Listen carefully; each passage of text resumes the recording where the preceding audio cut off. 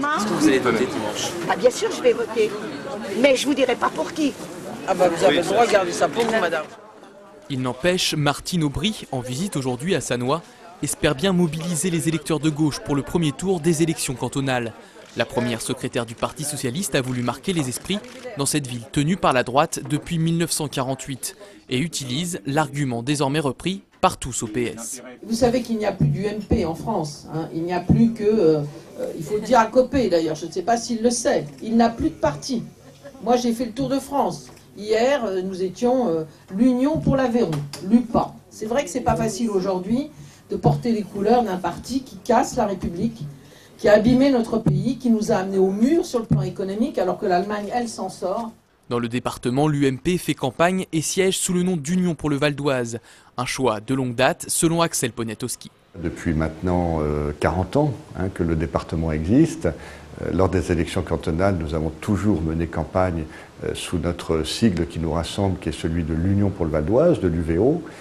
Ça a toujours été fait de cette manière-là et on continue, il n'y a pas lieu de changer. Après François Hollande et Pierre Moscovici, un autre ténor du Parti socialiste a donc investi le Val d'Oise.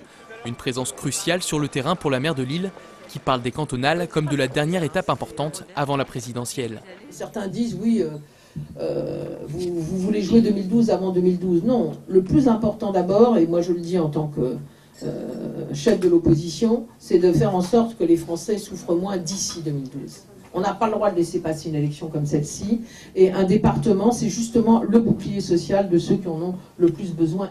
Côté UMP, seule Valérie Pécresse a pour le moment affiché son soutien au candidat valdoisien. Un choix délibéré pour cette campagne, selon le président de l'UMP 95. Visiblement, le Parti socialiste souhaite avoir un renfort de personnalité politique de premier plan. C'est son choix. Nous considérons que ces élections sont avant tout des élections locales pour un intérêt local. Il s'agit de la gestion du département. Ça s'apparente d'ailleurs beaucoup plus à une élection proche des municipales plutôt qu'à des élections politiques qu'auraient pu être les régionales ou des législatives. Martine Aubry a tenu à souligner le bilan de la majorité de gauche au Conseil général, qui est allé, selon elle, au-delà de ses compétences. Enfin, la première secrétaire du PS a assuré n'avoir aucune inquiétude pour le Val d'Oise. Seule l'abstention lui fait peur et pour cause. En 2008, près d'un électeur sur deux ne s'était pas déplacé aux urnes lors du premier tour des élections cantonales.